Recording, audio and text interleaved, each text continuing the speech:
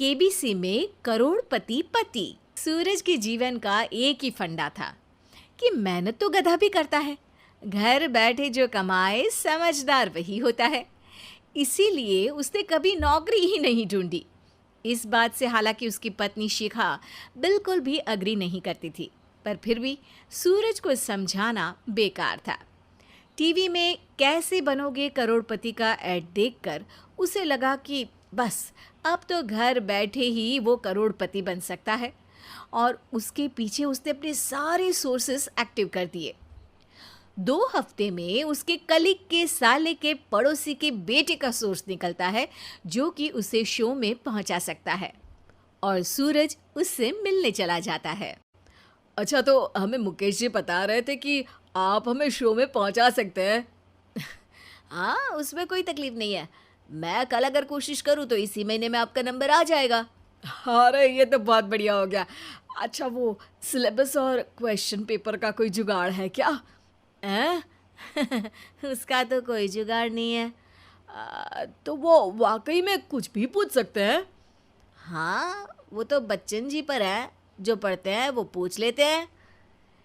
पहली कोशिश फेल होने पर अब सूरज के सामने एक बहुत बड़ा सवाल था कि आखिर जवाब कहाँ से लाए। तब शिखा ने एक सजेशन दिया, क्यों ना सूरज अपने चचेरे भाई सुमित से मदद मांगे, जो कि यूपीएससी की तैयारी कर रहा था। हालांकि इतनी मेहनत करना सूरज को समझ में नहीं आता था, पर कोई और रास्ता ना मिलने पर वो आखिर सुमित से बात करता है। अरे सुमित, हमारा कैसे बनोगे करोड़पति के लिए सिलेक्शन होने वाला है। तुम हमें थोड़े चिट बनाने में मदद करोगे क्या? अरे भैया, चिट बनाए तो सालों हो गए, उसमें हमारा एक्सपर्टीज नहीं है, बल्कि आप बोलो तो हम आपकी पढ़ने में ज़रूर मदद कर सकते हैं। हट, कैसी अनाप शराब बातें कर रहा है तू। सूरज ने सुमित को मना तो कर दिया था, पर तैयारी करने के सिवाय कोई चारा उसे दिख भी नहीं रहा था। खासकर जब 12 के पेपर लीक करने के एक्सपर्ट शुक्ला जो भी हाथ जोड़ लेते हैं। आखिर सूरज को सुमित के पास जाना ही पड़ा, और उसने सुमित और शिखा से वादा किया कि वो बहुत मेहनत करेगा। 1 महीने की तैयारी के बाद फाइनल हुआ कि शो से 1 हफ्ते पहले एक ट्रायल खेला जाएगा, जहां पर सारे रिश्तेदार ऑडियंस की जगह पर होंगे और शिखा सवाल पूछेगी। दूर दराज से भी रिश्तेदार आकर हाजिर हो गए देखने कि आखिर कैसे बनेगा सुमित करोड़पति। सब कुछ सेट था, और इतने में सूरज आकर अपना स्पीच देता है। ये 1 महीना मेरे लिए आसान नहीं था, पर अपने भाई सुमित और अपनी पत्नी शिखा की मदद से मैं इतनी दूर पहुंच पाया हूँ। मेरे मम्मी पापा के आशीर्वाद ने भी बहुत साथ दिया है मेरा। मैं उम्मीद करता हूँ कि आज के शो में आप लोगों को बहुत मज़ा आएगा। साक्षी पहला सवाल पूछती है और पूरे कमरे में सन्नाटा छा जाता है। इंडिया में कितने स्टेट्स हैं?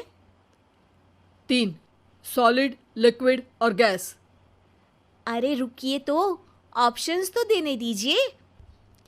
इतने में 5वीं कक्षा का चिंटू बोल उठता है। अरे क्या मामा, आप तो पहले सवाल पर ही आउट हो गए। अरे बेटा, पहला सवाल तो ट्रायल होता है ना। अरे तुम अब देखना। देखने जैसी बात तो थी ही। सूरज को इतना शांत किसी ने नहीं देखा था। कभी कभी तो लगता था मानो सूरज आंख खोलकर ही सो गया हो। मामा जल्दी करो प्लीज, कल सुबह पनवेल भी तो निकलना है। अरे हट, कंसंट्रेट करने दे मुझे। 3 सवाल में 3 लाइफलाइन खत्म हो चुकी थी, और अब चौथे सवाल पर भी सूरज का मौन नहीं टूटा। पर सूरज अभी भी हार मानने को तैयार नहीं था। उधर हर कोई सूरज को छोड़ सुमित को देख रहे थे। आखिर सुमित ने ही तो पढ़ाया था सूरज को। गजब बेइज्जती है यार। अरे बेटा, तो बाप का, दादा का, भाई का, सबका नाम बुड़वाएगा।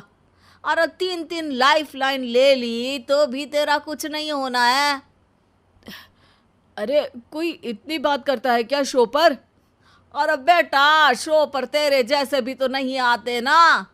सूरज की ये जंग आखिर 1 घंटे बाद 5वें सवाल पर खत्म हो गई, जब उसने इंडिया के नेशनल बर्ड का नाम कहा, कौवा।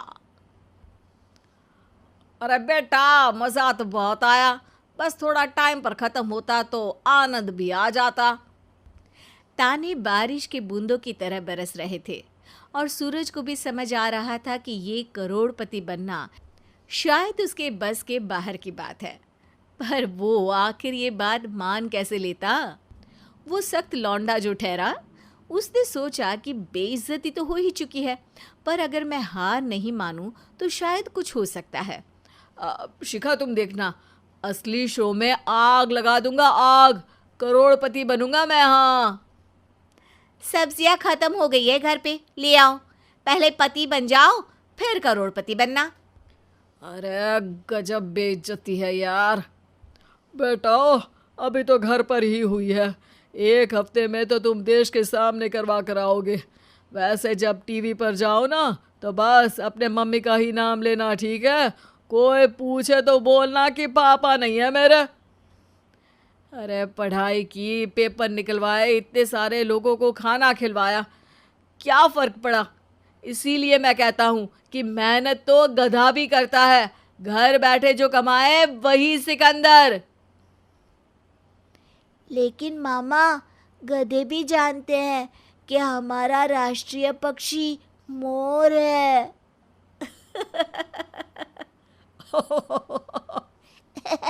दोस्तों, हमें उम्मीद है कि आपको हमारी ये कहानी पसंद आई होगी। कृपया हमारे चैनल को सब्सक्राइब करें और सभी अपडेट्स के लिए बेल आइकन जरूर दबाएं। और हाँ, वीडियो लाइक और शेयर करना मत भूलिएगा। Bye bye.